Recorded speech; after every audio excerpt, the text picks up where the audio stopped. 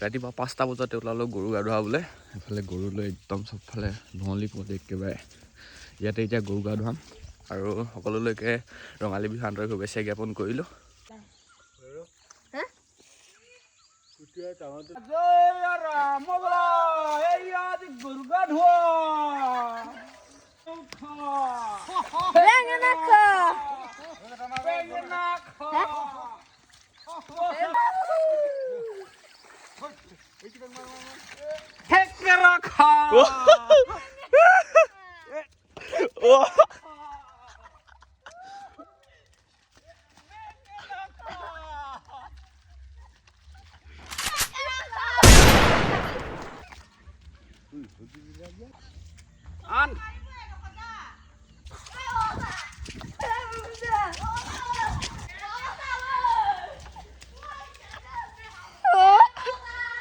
এইটো বিহু ধামাকা হ'ব আজি।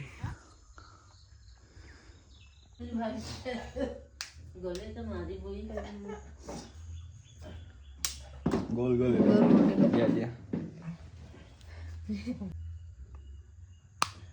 কাটো মেলে তোমাৰো নোৱাৰিলে